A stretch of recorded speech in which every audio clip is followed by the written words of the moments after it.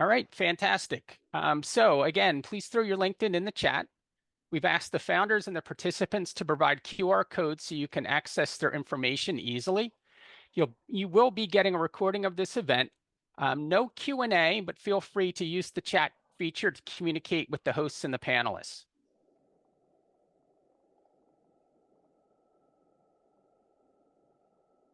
All right, as a warm-up to graduation, we have some updates from recent FI graduates.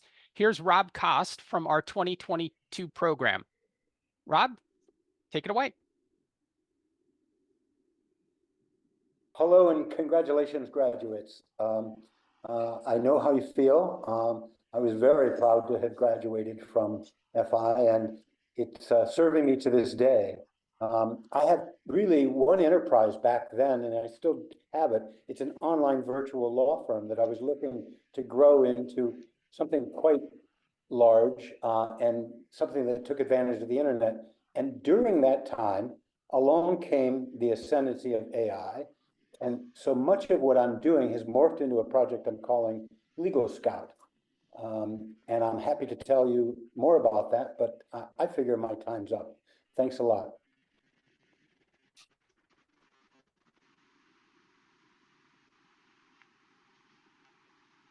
All right, thanks, Rob. Next up is Danny from our 2023 fall graduating class. Yes, hello. So yeah, I'm the founder of In-Person Plus, and we are not a startup accelerator, but we are a people accelerator. We accelerate first gens, those for the first in the family to go to college, the first in the family to have a corporate job, and they have some unique challenges due to lack of familial guidance and support during career and education. So we kind of their family and friends. So in the last 5 months, since we graduated from FI, we have done a roadshow, a 10-day roadshow in Colorado and California at 2 big events with for first gens. We also had the booth there. We have grown our contact list over more than 3,000 people at this time. We have survived two rounds in 2 different business competitions. We also have a first product, our first service out there. It's a combo package of coaching plus accountability buddy plus a business mentor. So this is a snapshot of that. You'll see more of us in the coming months on social media because we're going to boost that. So follow us on In-Person Plus, and the future is first gen. See you there. Thank you. All right, great. Thanks, Danny.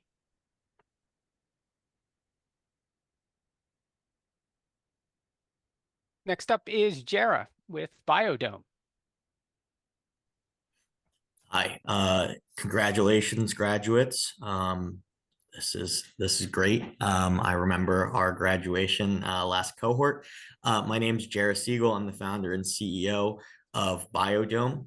We build sustainable indoor farms, which we put into urban areas and cities in order to help conquer the issue of food deserts. And we particularly are serving fruits and vegetables such as strawberries, tomatoes, basil, and lettuce.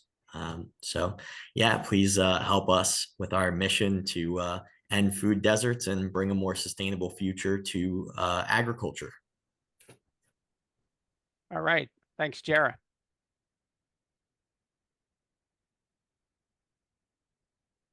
And then last up is Roger. I did not see Roger ahead of time, so I'm not sure if he popped in. Don?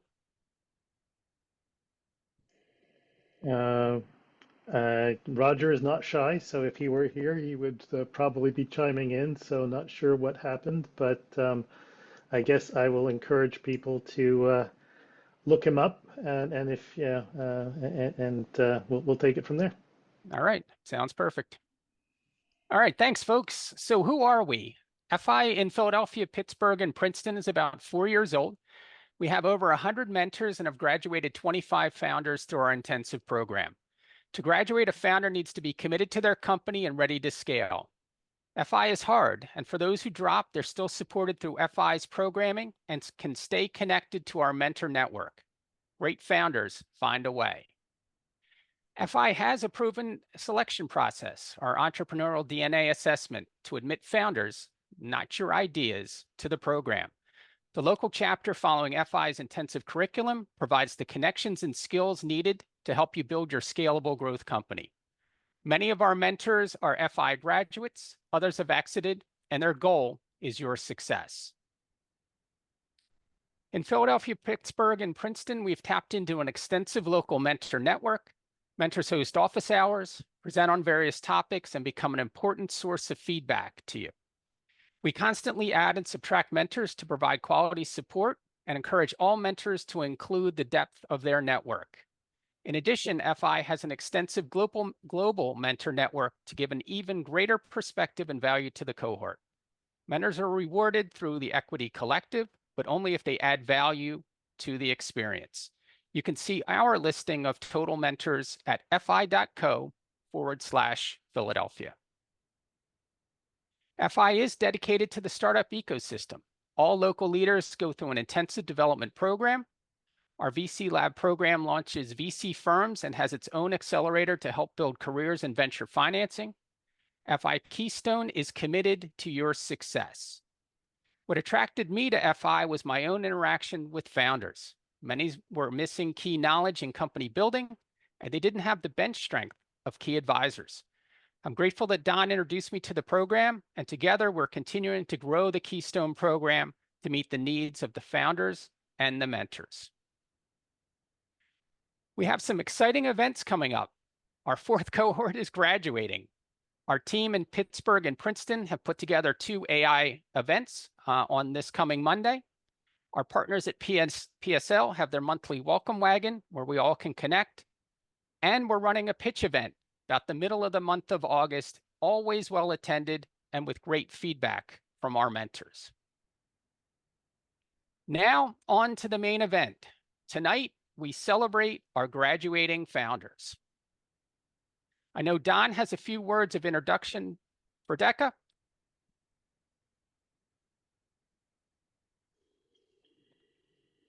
Great, thanks, Bill. Oops. So I know most of you may have heard the story of how I was introduced to Founder Institute.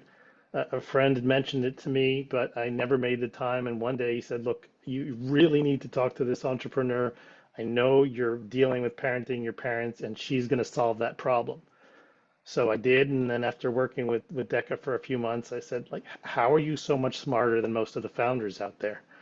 And she laughed and she said, look, my experience with FI was life-changing. Out of 1,200 applicants, she was one of 24 graduates in her cohort.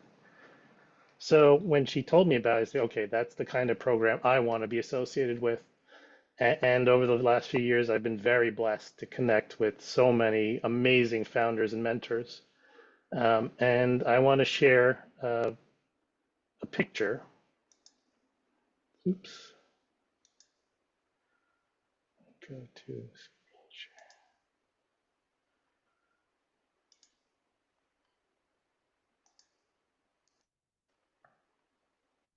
This is my favorite pictures. When Deka came out to Philly and had dinner with my wife and me, because FI doesn't just create great companies, it creates families. And so it is my great pleasure to introduce one of my smartest family members, Deka Dike.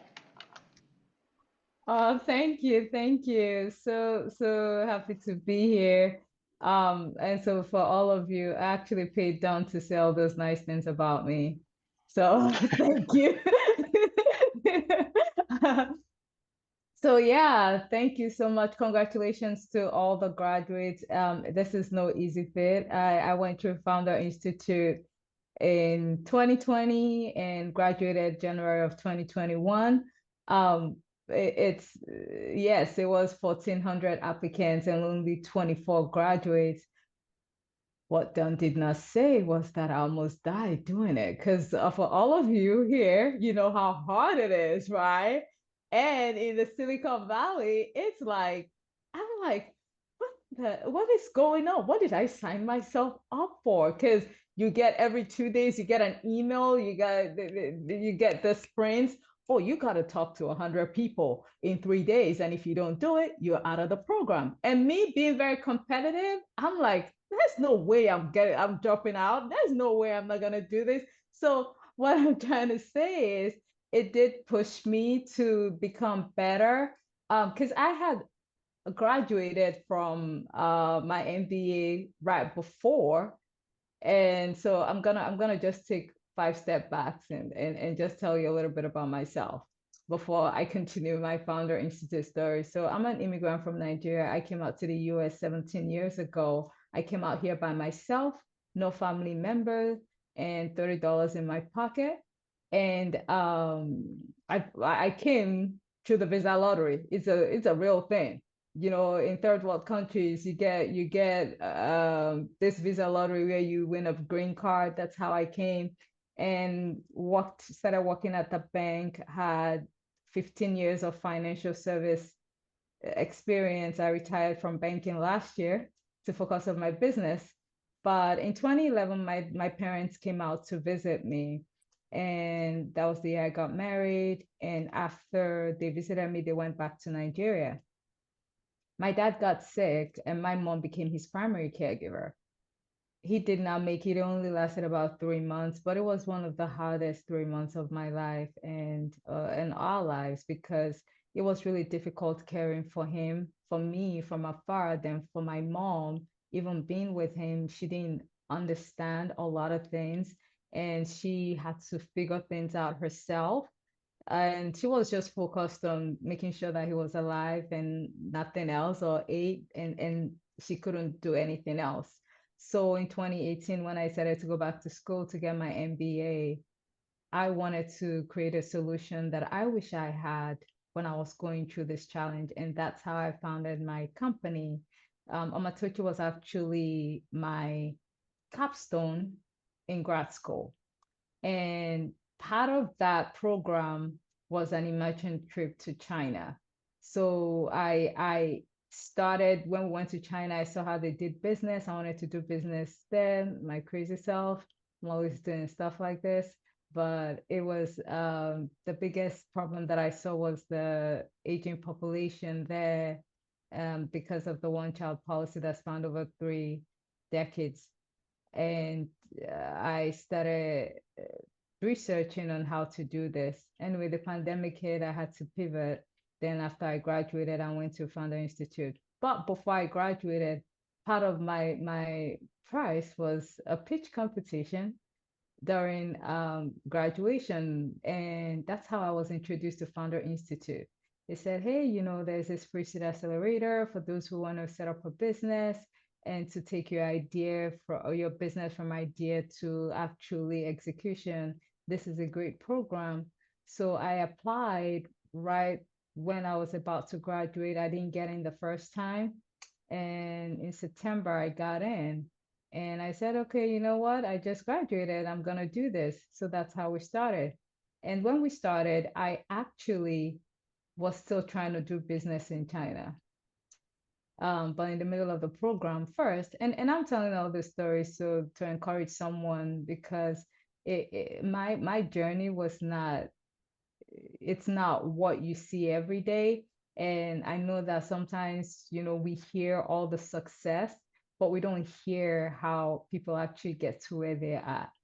So in the middle of, you know, the program, my then co-founder called me one day and said, you know what?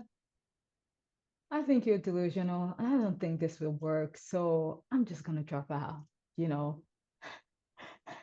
And I felt like I was punched in the gut, because at that time, of course, I had no intentions of living in China. I just wanted to do business in China. I have first generation Chinese Americans as my clients here, and but then provide services for their parents and grandparents in China. I had it all set up. I was gonna, you know, hire a director of operations to do the running, the day-to-day.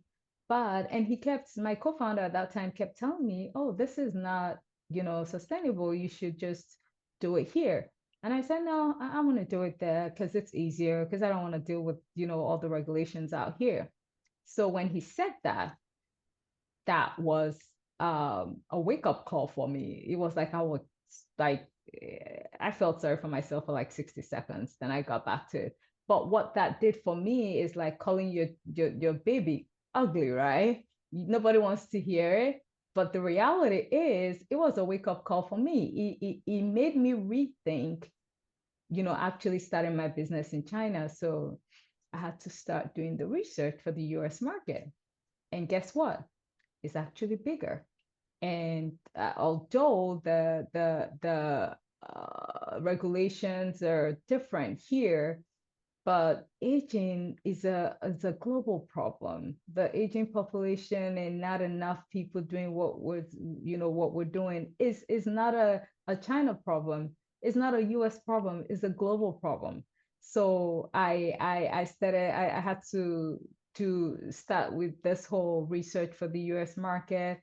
And after that, I graduated in January of 2021. What I would say though is, because I entered FI, I was able to do a lot of things, like a lot of research, a lot of I was able to do my product, the research to make sure that this is the right thing to do. And I'll give you an example. One of the sprints that we did was having us interact with potential clients or potential people that will pay you money in 3 days. And I'm not joking when they send out those emails. I was asked to interact with potential clients, get feedback from 100 people. And we had to do it in 3 days. And my solution is a hybrid of the human interaction and technology. So the thing I had to do was the technology piece, because of course I had no clients. I don't have healthcare experience. I don't have tech experience. I had to build a prototype of an app of what I was thinking, and I had to use the Excel spreadsheet to build it. That is what FI did. I did not know I was capable of doing that, but I had to build that. I built that in 24 hours, and I had to start testing. I had to do research. We were able to get about 75 people to actually go in, interact with the app, and give their feedback. And that's how I passed, or I passed that sprint. I don't think that it would have been something that I would do ordinarily, but those are the kind of things that I got from FI. And during that time too, it was in the middle of the pandemic. I have 2 little kids. They were below 6, 2 of them. One was 6, one was 4. I was working full time, going through a divorce. I had my kids 100% of the time while doing this program. And that's why I said it almost killed me, because of all the things around that was happening at the same time. But I was so focused on doing it because this was what I could control at that point. But I grew so much. I don't think that I would have been able to get my business, Omatachi, to where it's at today, if not for the learnings from FI and all the support that I get, and I still get till this day. So 2021, I graduated, and that now the real work began. I got incorporated. I got incorporated through an attorney that I met at FI too, and started with the registration to actually be legal to do business in California. I did not get my first client until September of 2022. Even though I incorporated in January of 2021, I had to build operational efficiency so that I can actually service and build my company the way I needed to. And I say that to say that everybody has a different path. I know that we get guidance on, how we should do things, but your situation, your capacity, and whatever anyone is saying, for those who are in the program, for those who are thinking about sign up for the program, nobody knows your vision better than you do. That's what I'm going to say. So the same playbook that works for everybody may not work for you.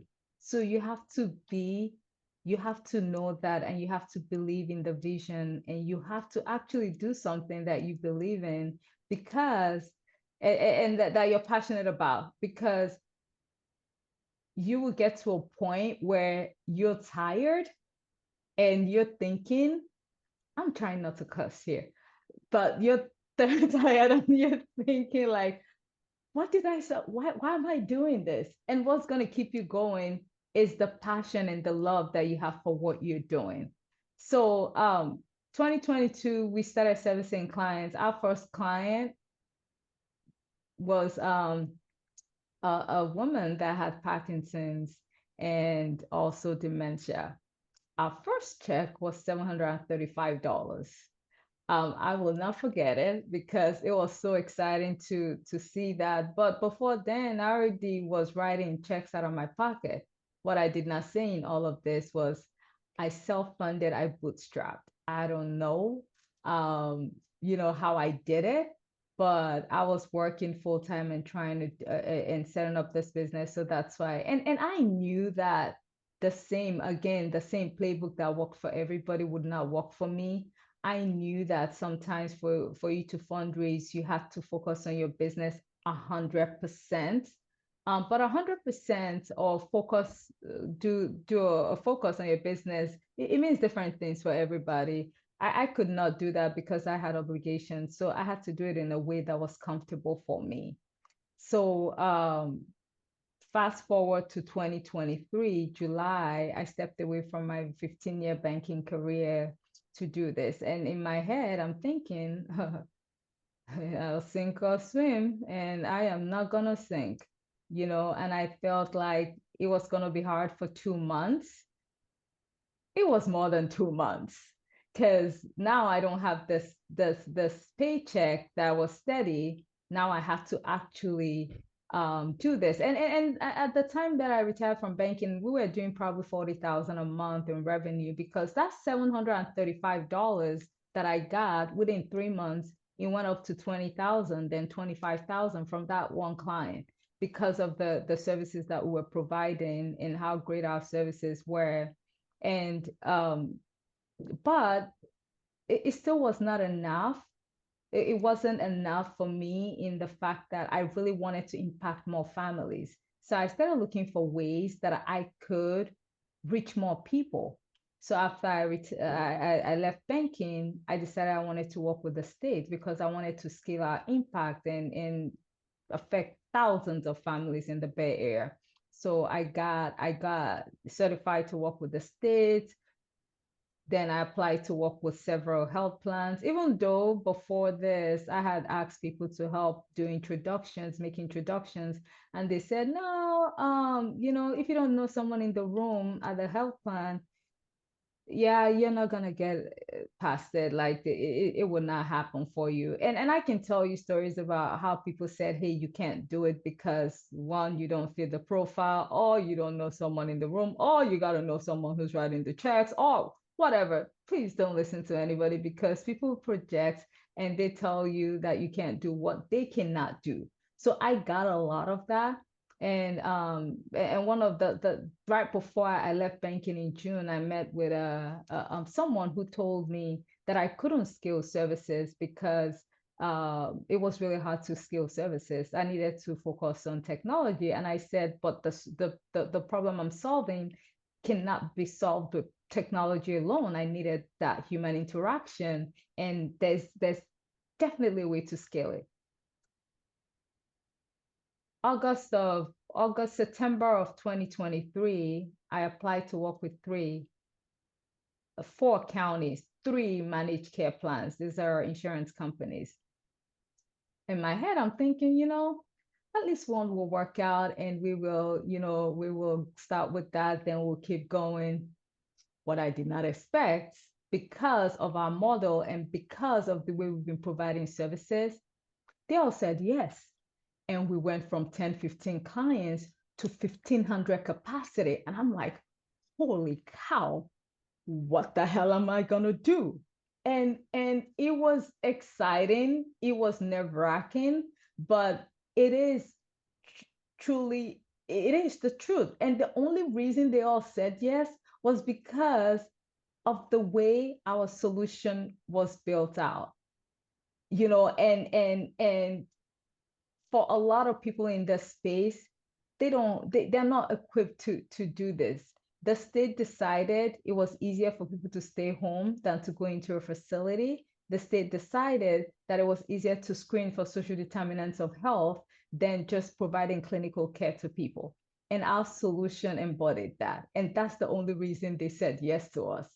And I say that again, and I repeated that because if you're building from a place from like for me, this was a personal problem. It was personal for me. Even though I didn't have the experience professionally, I had a unique perspective, and I could do things that people thought was crazy, right? Yeah, they say, oh no, it's crazy, it's never been done before, you cannot do it. And I'm thinking, of course I can. Who says I cannot? And that's how we got into the field to play with the big boys, and that's how it started. But again, that was just the beginning, because now, you remember, I'm still writing checks out of my pocket, and I had spent a lot of money at that time. So I'm thinking, oh, this is great, but then I have to hire all these people, because this program required us to provide the services before we actually get paid. And some was what we call capitation payment, where we actually get paid every month. But I said, you know what? We will find a way. We started working with the first 3 counties in November, the last one in January. And I went to the counties or the health plans, and I had to go beg them for money. They give grants. And I said, I went to the first one. I said, I know you guys got money. I need money because I need to service your clients, and you guys need me. And they said, okay, write your grants and we'll see. And I asked them, so how much is it? How much do you usually give? And they said, we can't give you that amount. Just write a grant. And I asked them for 300,000. I'm like, okay, I'll just ask for 300. They came back and they gave me 200. I was like, oh, okay. So the other county, I went to them and I said, I'm going to just go big. What the hell? Well, what's the worst they can say? They would just say no. And I asked them for $1.1 million. They came back and they gave me almost 800,000. And I got undiluted funding. And of course, they give you money in chunks, but they gave me this money. And this happened within 4 weeks. I am not even joking. They got this approval within 4 weeks. Exactly. Fearless. You got to ask, right? When you don't have money, when you don't have connections, when you don't have like the social capital, you got to have the gift of gabs. Like, you can't, what's the worst that can happen, right? They'll say no, you move on. And that's where we're at today. Today, we actually, yes, we did, when we started, it was 1,500 capacity. Right now, we're at about 3,700 capacity. We just signed on to work with Kaiser. Kaiser they approached us. And we have like 10 other organizations that approached us and said, hey, we want to work with you all. And that has increased our capacity. HealthNet also approached us. We're going to do that in SoCal. And I say that, and I'm very thankful, honestly, but it's also nerve-wracking. I stay up at night thinking about how I'm going to pay my 75 employees. Yes, we're at 75 people. When I left the bank, we were probably at 7 or less than 10. Right now, we're 75. I'm onboarding 4 to 5 people every week. I'm gonna pause. I know there's a time limit, but I don't know if you guys are okay with this, Don and Bill. I would like to take 1 or 2 questions, if that's okay. Is that okay? You're the boss, Deka. So if you want to take some questions, who am I to? Who's going to say no to you, right? Clearly, nobody can say no to you. Yes. Oh, how do I overcome imposter syndrome? I don't think you like this answer, but I really don't have that problem. I know, but I recognize that a lot of people do. And I will address it in the way where I would say this. For anyone, the reason I don't have that problem is because it got to come from within, right? You got to know your abilities because nobody know, like there are things that you can do better than anybody because you're your own unique self, you're your own designer original. So you got to understand that. I think that we start having imposter syndrome for some people when we try to compare ourselves to others. You can't be the other person better than that person, just like nobody can be you better than you. So just show up as yourself. And that's what I've done. I show up as myself. I have, people say, oh, you don't look like someone in this industry because you're supposed to be this, and this. And I show up in my red lipstick and my big hair, and I'm always very colorful. I wear very colorful shoes too. I show up and I'm like, okay, this is me. You take it or you live it, So again, nobody can be me better than me. And when I show up that way, I have that confidence. That's where I'm most comfortable. So you got to find your comfort zone where you're comfortable and just be unapologetic about it. Okay. Thank you. Thank you. Thank you. I'll take one more question. Let's see. And Bill, maybe, what's my goal? What's my goal for 2024, 2025? So we are in 5 counties. Actually, we were in 4 counties. We just added a 5th, and we're gonna add another 7. Then at the end of the year, we're going to go into SoCal. With HealthNet, we're gonna be in 13 counties. Kaiser has 32 counties. So our goal for this year is to be in as much as 15 counties. California is a big market. We got so much work to do in this market, but that is our goal. And in terms of numbers, that would be tens of thousands of clients. But I'm also pacing myself so that we still maintain our culture, because culture is huge for me at the company. We still maintain that, and we still maintain quality of service and care that we provide to the seniors and their families. Oh, yes, culture is key. Yes. All right. Well, thank you very much. So we'll continue on with the program. Super inspirational. Let me go back. Make sure that everyone can connect with Deka. Find me on LinkedIn. And Bill is keeping us on task today. I love it. Thank you, Bill. That is my role. Thanks, Bill, and thank you, Don. Congratulations to all the graduates again. It was our pleasure. Thanks so much.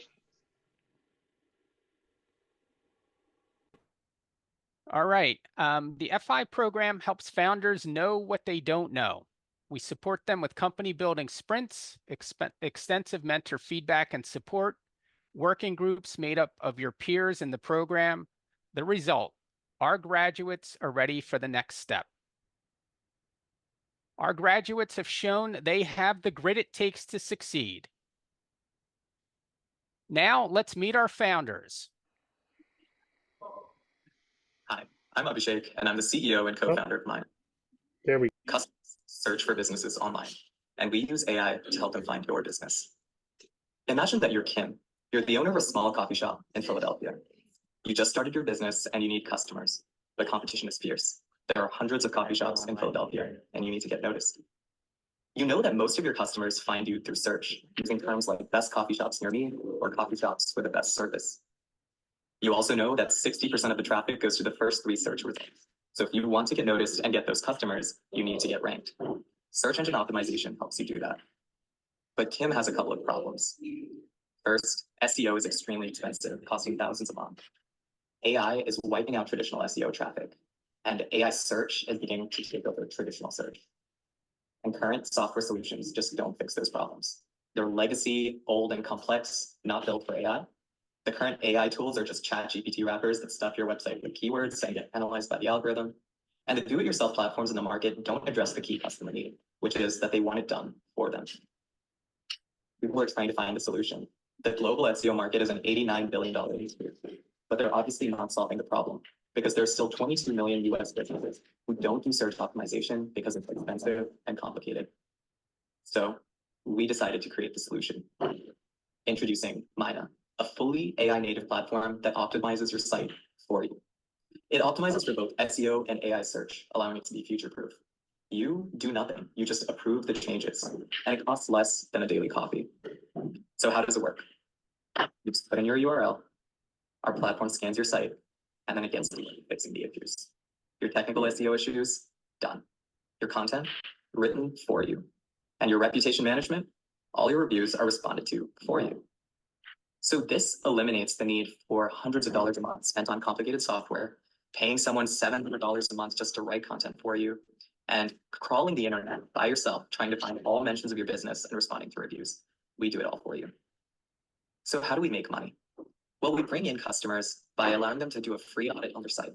And we also allow them to use our do-it-yourself platform as a pay-what-you-can option.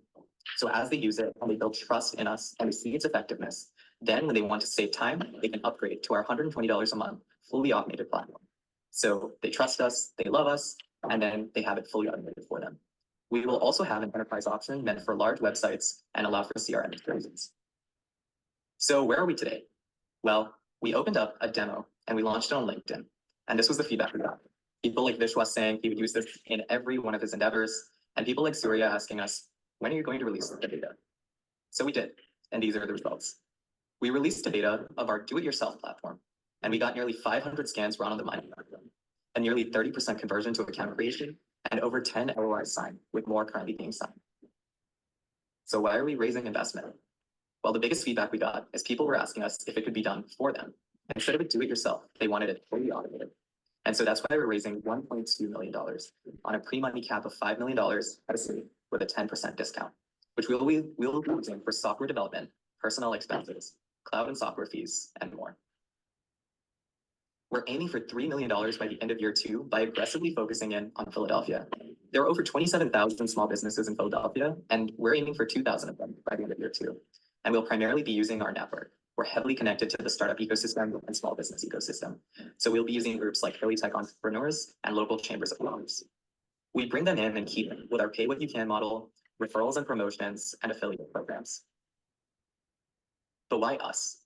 So as CEO, I have experience leading go-to-market strategy for Big 10 pharma companies and emerging pharma companies totaling billions in assets. And our CTO, Melvin, is an AI specialist who worked in the cybersecurity division of the Singapore military. He's not a ChatGPT guy. He knows how to build custom large language models and can go toe-to-toe with any AI specialist in the world. We also have an amazing board of advisors with over 30 years of combined experience in search optimization and have experience with multiple venture-backed exits. But why now?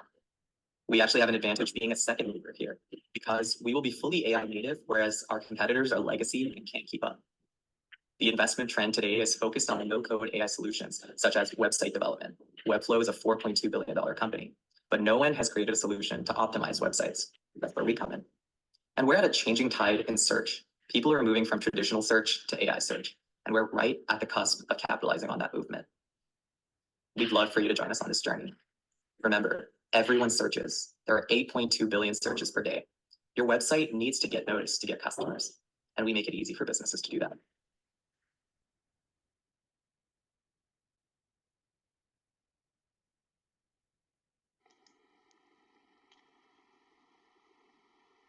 Thanks, Melvin. You seem to be on a roll. If you, I see Allard put the Google Drive link there. The founder and CEO of Swiftly. With 16 years of experience in both technology and the music industry, I've seen the challenges created in a fast-paced digital landscape. I'm truly passionate about helping creatives succeed. Creatives are overwhelmed by the complexity of managing their digital presence across multiple distributed platforms.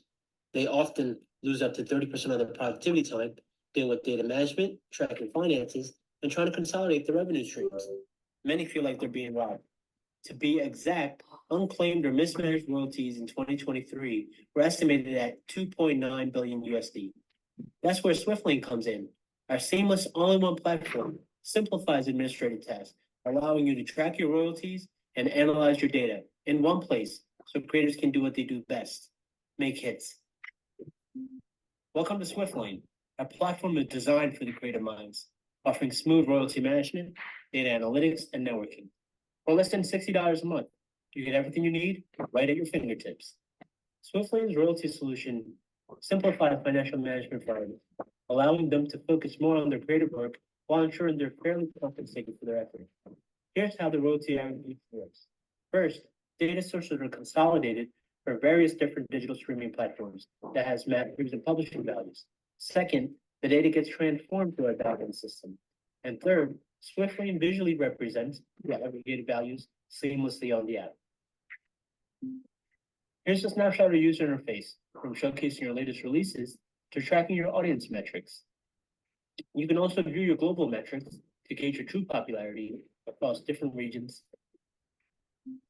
My ties into the music industry, from the Fugees to Chris Brown and 50 Cent, has allowed me to drive my go-to-market strategy. Began back in February. Now, approaching current day, we're in beta testing with about 100 users from the industry to help refine our market fit. We aim for gradual growth to minimize any risk, fix any issues, ensuring we have a polished platform for users, ensuring our data privacy and security concerns are all well tied together. Our business model is a two-tiered subscription plan. SwiftLane Lite, which offers basic freemium networking. SwiftLane Pro includes royalty management for the experienced and up-and-coming professionals. And SwiftLane Pro Plus provides a full suite of tools. SwiftLane expects to see significant growth in revenue and subscribers over the next 3 years. Starting from a strong base, we project yearly increase in both areas. This growth highlights how more and more creators will be using our platform. SwiftLane's opportunity in a fast-growing global audio and entertainment market, with the year-over-year growth of 10.2%, which is expected to reach $78 billion by 2024. The overall music revenue for approximately $31 billion, with paid streaming services accounting for 67% of total revenue. 20% of the $2.9 billion unclaimed royalties can be effectively managed and reclaimed through data analytics and royalty management systems. This would be approximately $580 million at SwiftLane's serviceable obtainable market. Overall market segmentation illustrates a diverse and lucrative market landscape, offering numerous growth opportunities for SwiftLane. These segments highlight the various and profitable opportunities within the industry, positioning SwiftLane as perfectly to capitalize on them. As you can see here, SwiftLane sets itself apart by offering a complete set of services to offer creators. All the data you need in one app. We gather data and royalties from top sources, transforming them into beautiful visuals and powerful insights. Here's my amazing leadership team, bringing a wealth of experience and exceptional leadership to SwiftLane. Each member is a proven expert in their field, committed to our mission, and dedicated to driving our success. Here to follow is my current advisory team, offering extensive years of expertise and guidance from various standpoints to SwiftLane. Based on the progress we made with our pre-seed funding of $250,000, a good percentage of the funds will be used for recruiting tech talent, vital for innovation staying ahead. We plan to spend on security, privacy, and legal to make sure we're tied to the T. We're now looking to raise $1.5 million in our seed round. This will allow us to enhance our product, scale our marketing efforts, and expand our team to meet the growing demands. With these funds, we aim to achieve significant milestones, such as reaching 10,000 active users and 500,000 in ARR, positioning us for a strong Series A round. As I conclude, I want to pose a simple question. Does it sit well with you that creators are not receiving their fair financial share, or that independent artists struggle to gain proper exposure? I believe you all want to make a difference. Here's my solution. Let's get together for a demo of the platform. Seed round will be approaching soon. Be sure to keep your checkbook close by. You will definitely need it. Thank you for your time.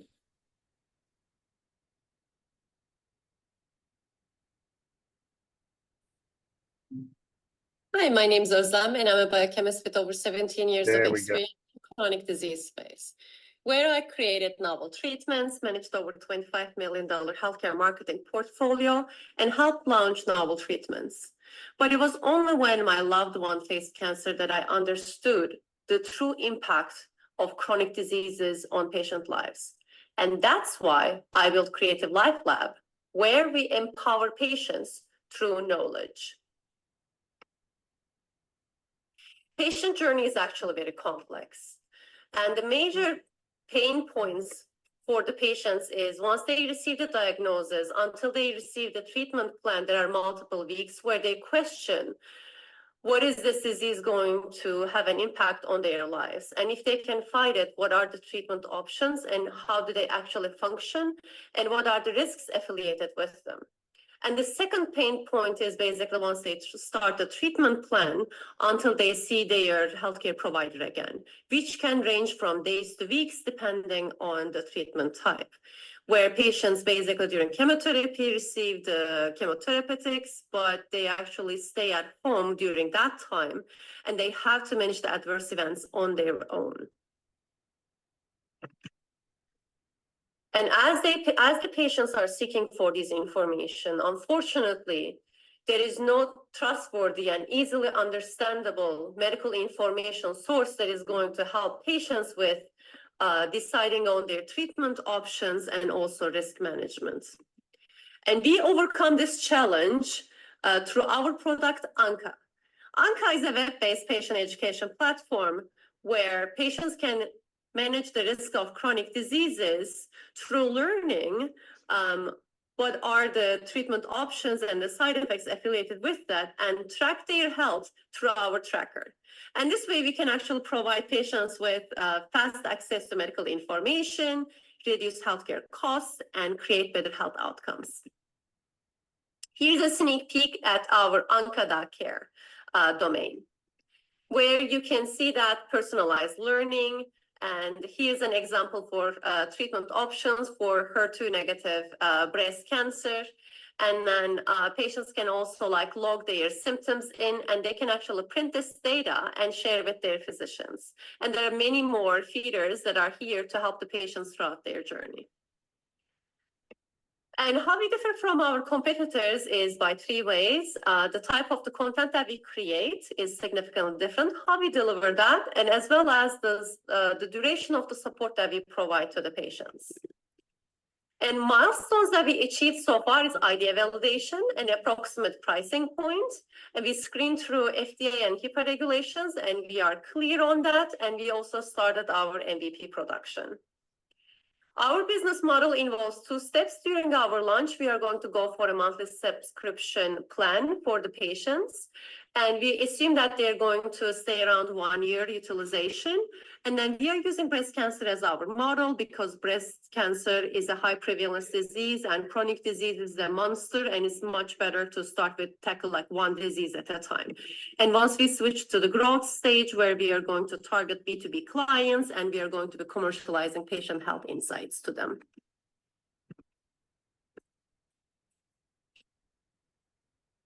Our target market is pretty big. Global chronic disease management market size is around $27 billion. And then the annual revenue that we can create from disease areas with 5% penetration rates are 3.9 million from breast cancer, 30 million from diabetes, and 109 million from obesity space. And we can break even with over 3,000 users, and we are aiming to break even within 3 years. Our go-to-market strategy involves brand awareness through various organizations, and our sales strategy involves partnerships and collaborations with local clinics and hospitals, and also expand into our tri-state and also to the US market through health insurance companies. Our team is composed of medical, creative, and software experts. And our board, which we're very grateful for, are experts in multiple time founders or, working as director level or MDs or, the regulatory affairs experts. And our ask is $750,000 pre-seed in order to help us hit the market within a year. And we are going to allocate the funds this way. Thank you.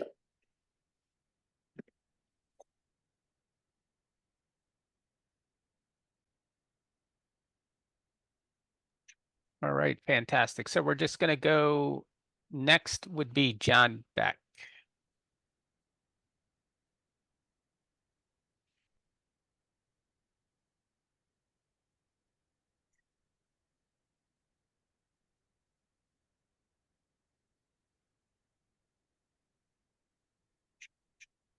and then whenever you're ready.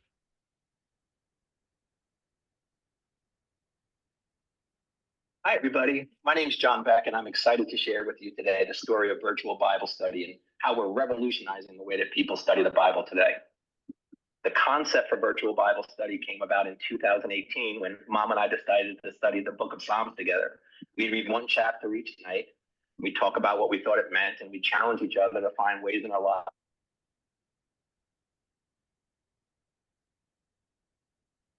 Oh, we just lost the audio. A purpose and a sense of peace that I hadn't felt before.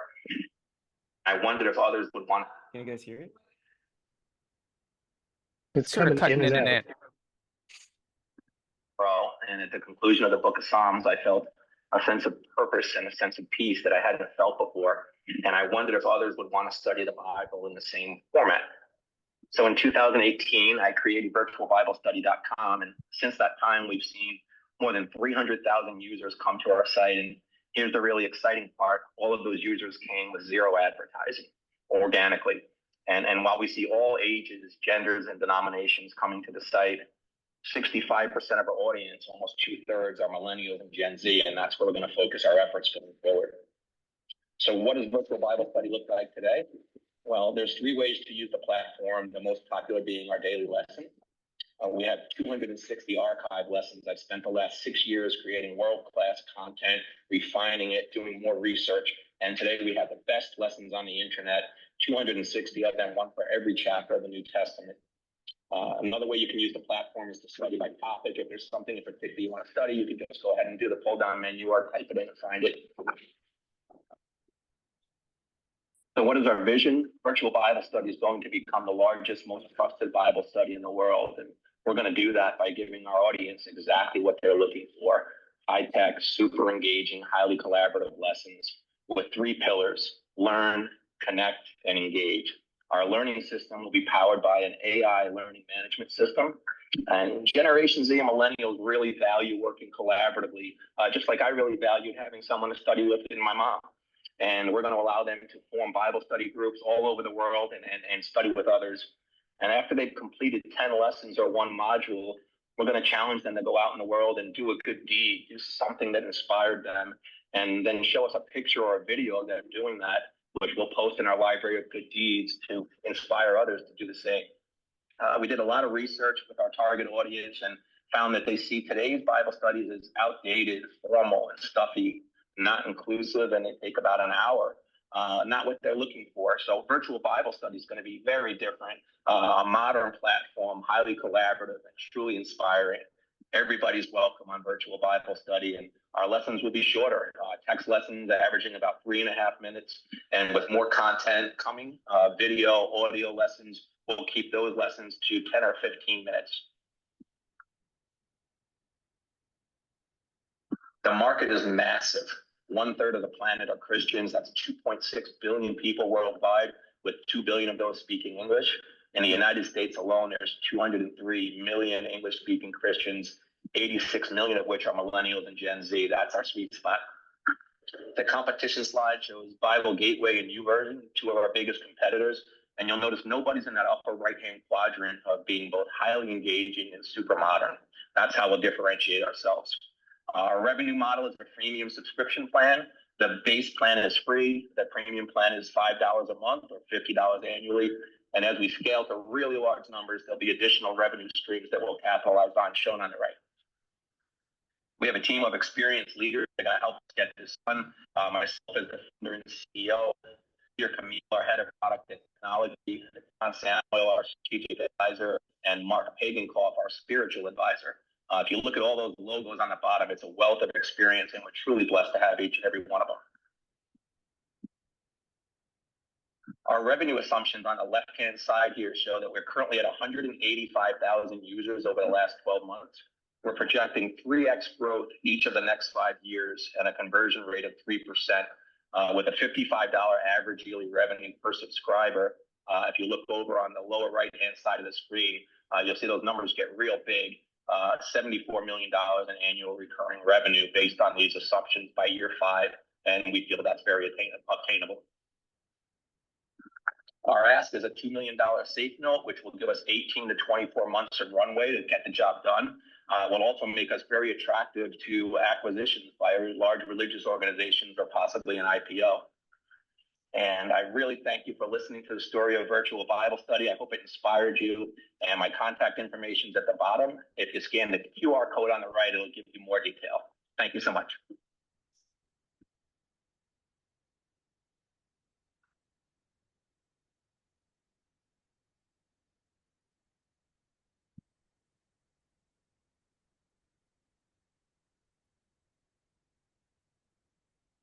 All right, next up will be Amari.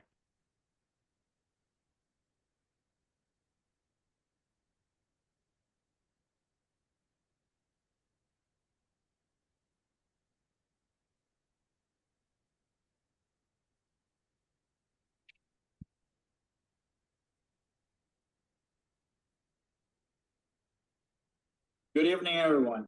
My name is Amari Abreu, and I'm the founder of Community, the anti-LinkedIn networking platform.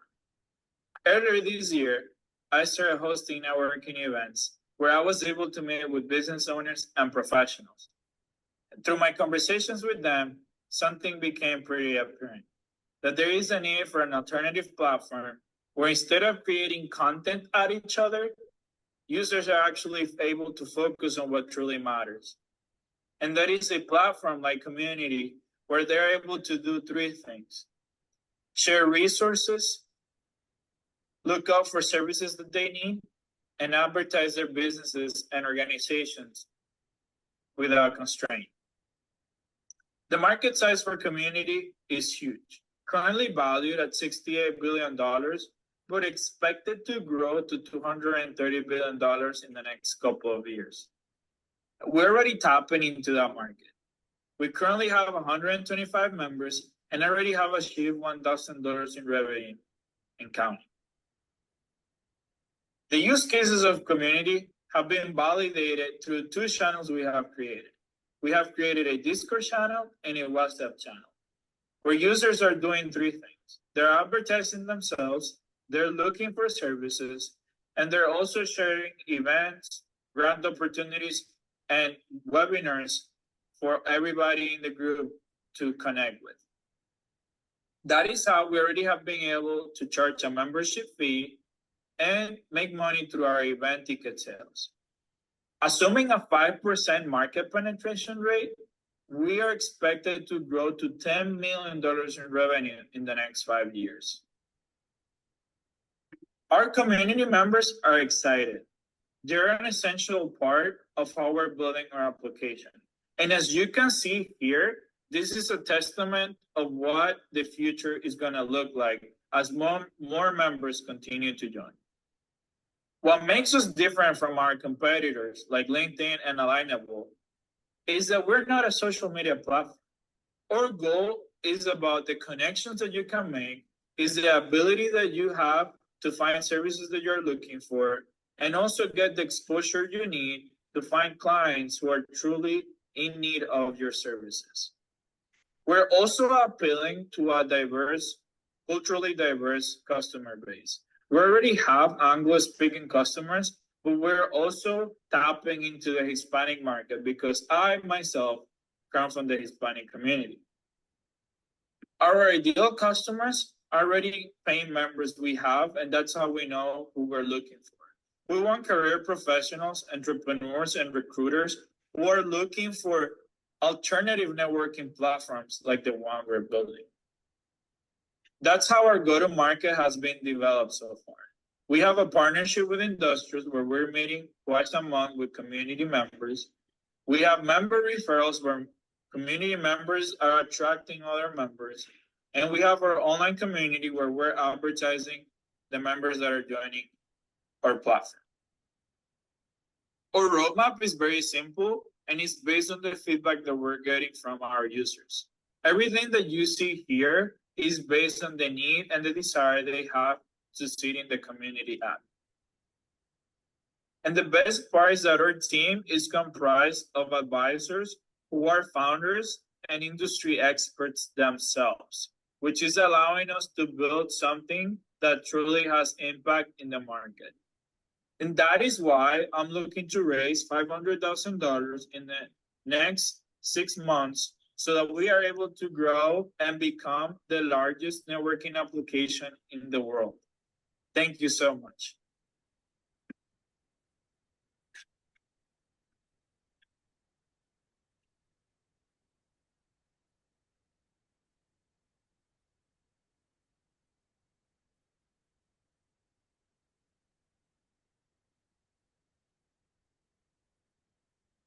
All right, next up is Little One Nutrition. Trish describes herself as a mother, a psychologist, and an entrepreneur.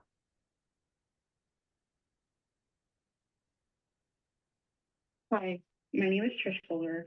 I'm the founder and CEO of Little One Nutrition, a domestic goat milk formula for babies with sensitive tummies. 14% of babies have a cow's milk sensitivity, and the only domestic alternatives are either soy milk or hydrolyzed formulas that still contain cow's milk. As you can see in the first photo, my daughter had severe reactions to cow's milk and really struggled to digest it. It wasn't until a friend offered me a can of goat milk formula, and within 48 hours, Michaela's symptoms rapidly reduced. Not only was it scary to see my baby getting sick from a food that was supposed to keep her healthy, but it was equally terrifying to be doing so in the middle of a nationwide infant formula shortage. Goat milk formula truly saved my baby while my body was struggling to heal from the breastfeeding infection. Goat milk is the most compatible protein structure for babies next to human breast milk. They both contain A2 milk proteins that are smaller and easier to digest, as well as 7 identical prebiotic structures called oligosaccharides that support the baby's gut, immune system, and cognition. Which is why we need a goat milk formula stateside to secure the health of our babies. There are only 3 current options on the market, and 2 of which are still functioning under the FDA's enforcement discretion due to the 2022 formula crisis. Market demand is rising for goat milk formula as more parents are looking to feed their babies with alternative solutions that have stronger nutritional benefits, reported to be an $18 billion industry by 2030. Now that American parents and their babies are getting a taste of the benefits of goat milk, they want more. Aussie Buzz had a yearly record in 2023 where they sold over 300,000 cans of goat milk formula between the months of May and November that year, compared to their total of 400,000 the year prior. Kendamil has been continuously out of stock of their goat milk formula from unexpected high demand. And Cabrita getting the Gold Star approval from the FDA is proof that not only is it safe and healthy for babies to consume, but also necessary for the U.S. formula market. Little One is solely mom-founded. I have 10 years experience as an entrepreneur in the health and wellness space. I rallied Tiffany Chaplin to join Little One's mission after connecting on being first-time and formula feeding moms. Tiffany is a marketing expert in the wellness, luxury, and pharmaceutical spaces. Our team is comprised of formula-conscious parents who know the responsibility and act of love in keeping your baby fed. Our team of experts has irreplaceable knowledge and skills in the formula, medical, and baby spaces. We want to bring infant formula into the modern age that reflects the most up-to-date nutritional science as well as consumer needs. One of our biggest differentiators will be having a goat-derived lactose. Every other formula that is made with lactose is derived from a cow. This can be dangerous for babies who have a very strong sensitivity to cow milk proteins, as traces of those proteins can be found in the lactose. Because infant formula is regulated as a pharmaceutical, the average roadmap is about 5 years. We'll have a competitive edge by getting to the market faster in 3.5 years based on our team's ability to execute and their crucial connections. Since our country is also still recovering from the stain of a massive formula shortage, there's government and market incentive to have more infant formula feeding options as soon as possible. Our multi-channel revenue streams will be rolled out as we scale, and we'll be targeting Gen Z and millennial parents. We have the opportunity to cover all major market shares, starting with our direct-to-consumer subscription model that will potentially have the life cycle of anywhere between 12 to 14 months. Little One is preparing to capture 1% of the market upon launch. Because we are a non-WIC specialty formula, we are using a conservative growth rate of 45% for our second year and an industry growth rate of 65% going into our third. We're seeking $500,000 from those who are passionate about making sure babies are fed and supporting not only women founders, but mom founders. Let's make the healthiest infant formula in America. For those who are interested, feel free to reach out directly via email or go to our investor page listed here. Thank you so much for your time.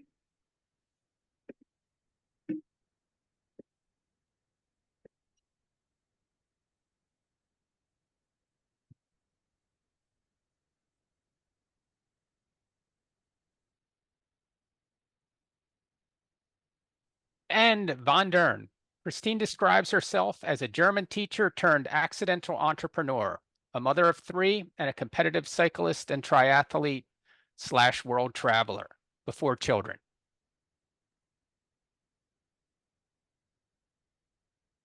Christine Mashoni, I'd like to introduce you to Von Dern, an app that helps you explore locally or while traveling.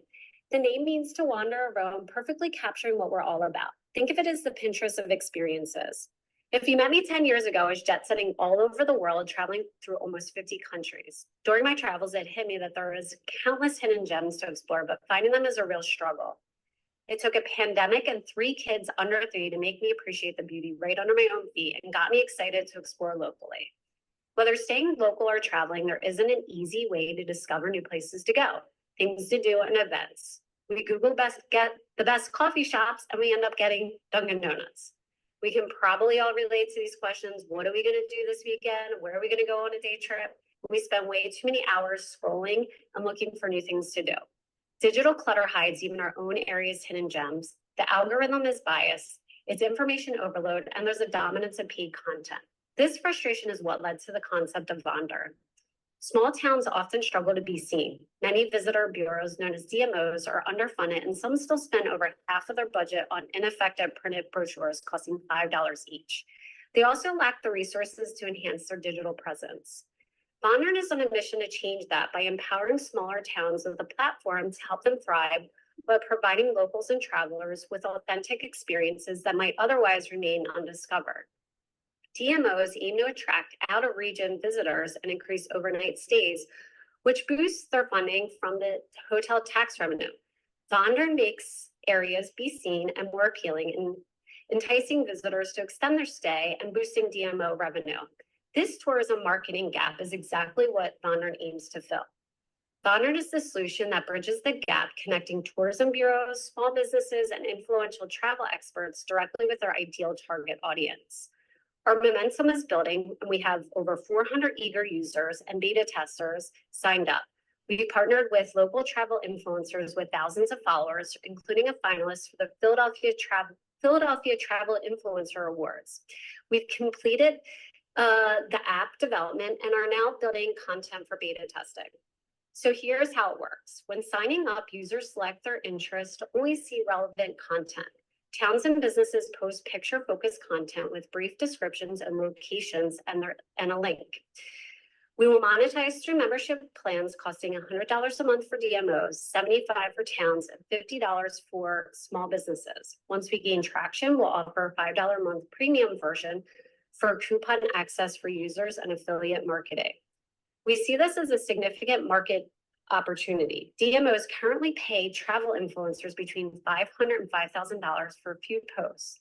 Von Dern can significantly increase our rates after demonstrating our value in the tourism market. For the cost of just 25 brochures, DMOs can effectively target their audience with Von Dern by reallocating part of their budget. They will cut major costs, reduce waste, utilize analytics, and reach a broader audience. Our target launch date is November. Here's the breakdown on how we aim to reach our goal of generating over $600,000. Our initial focus spans a 90-minute radius of Philadelphia from the Jersey Shore to Lancaster County and the Poconos, with plans to expand throughout the Mid-Atlantic area, which is expected to have a 109% tourism growth rate and go from $158 billion to $330 billion in 2030. The Mid-Atlantic includes over 300 counties and over 4,000 municipalities, To reach our year-end goal, we plan to capture 15% of the market. So what sets us apart from the rest? We highlight lesser-known businesses and towns that our big competitor TripAdvisor leaves behind.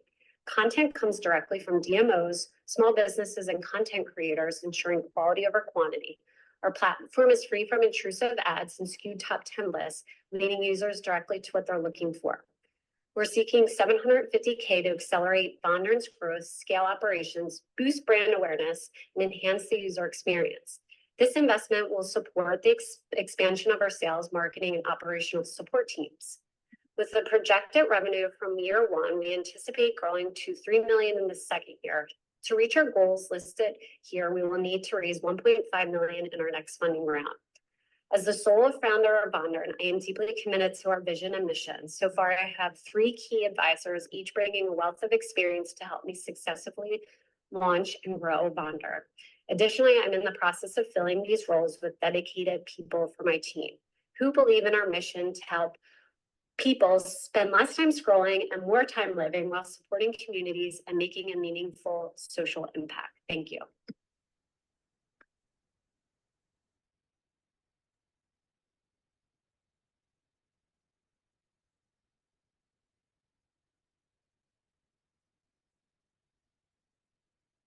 All right, tremendous growth from all of the founders. You guys did a super job with your pitch presentations.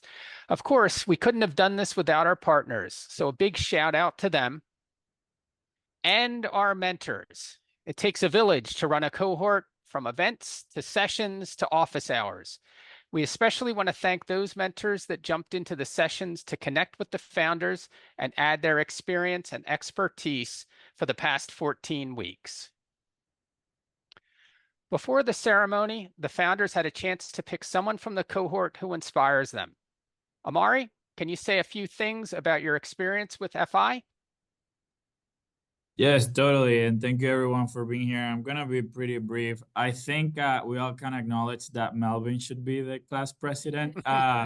This was a mistake, but either way, I'm going to push through. I want to say thank you again to FI and all the mentors and directors of the program.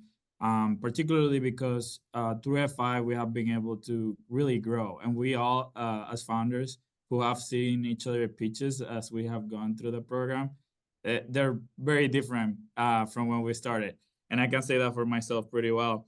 I want to share a story of a conversation I had with Don prior to joining the program that I've never forgotten. And that is when he was explaining FI, he said something that was very impactful, and that is, we give tough love, right? We're here to give you tough love and really help you and build a company that's going to be truly great. And since he said that, I mean, that was the thing that really convinced me and said, you know what, I'm going to join the program because if somebody like him is able to really share that we're not going to be joining for the purpose of just getting always positive feedback, but truly actually have people who are going to criticize and help us grow, then yeah, that's amazing, and I want to be part of that.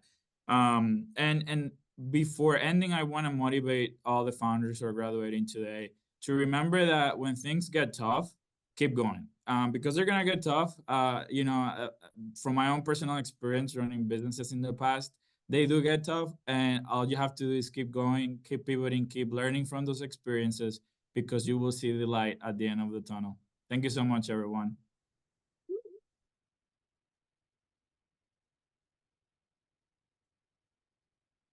All right. Thank you as well, Amari. And with gratitude and praise, we celebrate the graduates of the Keystone Spring 2024 cohort. Please stay on. We have a little bit of time left for networking before they pull the plug on the Zoom. And again, thank you to all of the founders. Thank you to all of the mentors, all the friends and family that have attended this, and wishing everybody nothing but the best. So with that, I'm going to stop sharing my screen and turn it over to Don. Thank you, Bill. Anybody that wants to, be unmuted or added to the panel, just raise your hand, and we'll start adding you so that we can do some networking. Thank you, Amari. Hey, I'm glad that resonated because that's what we're about, right? It's tough love, and the two are both necessary, as you guys saw with Deka. I mean, what an inspiring woman. You know, but after she got through FI, there were a couple of years when we were on, you know, a lot of meetings, week after week, month after month.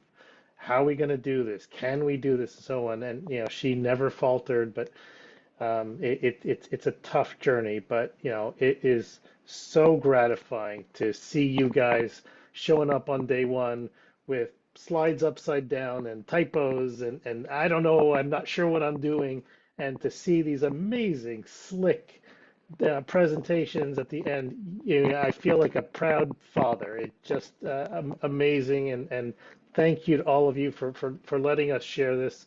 And of course, you know, all the mentors have done an amazing job helping you guys.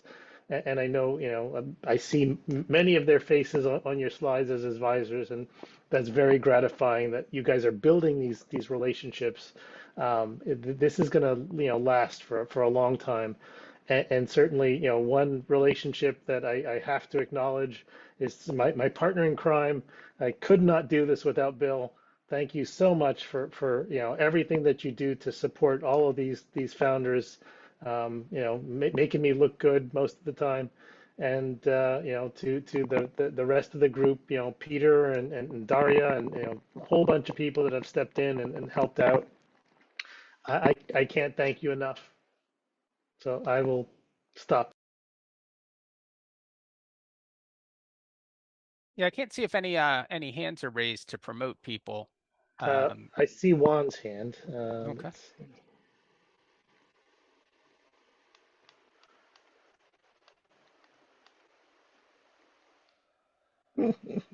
Yes, Seth, I know I get emotional. Let's see.